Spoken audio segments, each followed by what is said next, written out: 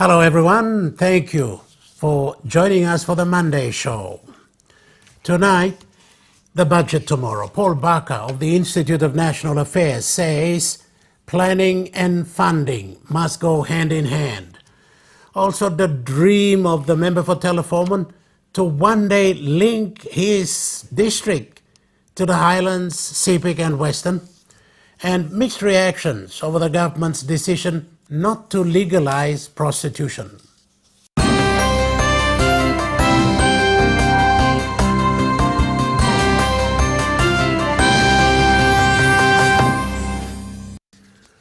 The introduction in Parliament tomorrow of an important piece of legislation, the budget.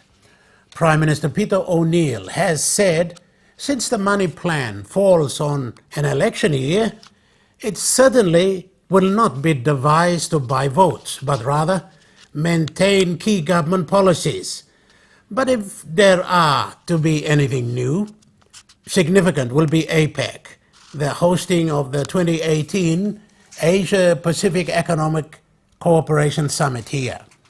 Given a time of good economic growth but less revenue, Paul Barker, the Executive Director of the Institute of National Affairs, says it's a difficult time and the budget has to reflect that, where planning and funding must go hand in hand.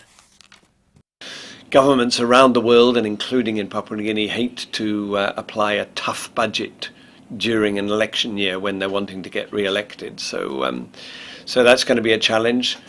Nevertheless, the government and the Prime Minister and Treasurer have already indicated it to the public that it is a tough year. There are going to be further cuts that are going to be needed, and the government does have to focus on the real priorities. And of course, the real priorities the government has specified over the years since coming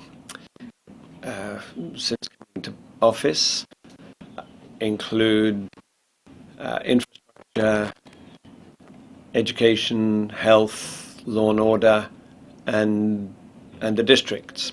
Since then, they've also been highlighting APEC, but hopefully they don't put too much money, devote too much money to APEC, because clearly APEC would divert funds from those priorities that I highlighted and that the government has highlighted. So it's a tough one. They've indicated that they're wanting to get money out right through to the wards.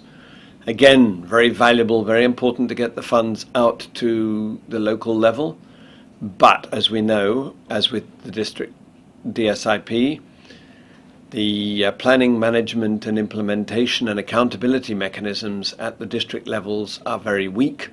So it's critical that when funds are actually released to the district level or to the right down to the wards, LLGs and wards, that at that local level that the planning accountability mechanisms go hand in hand.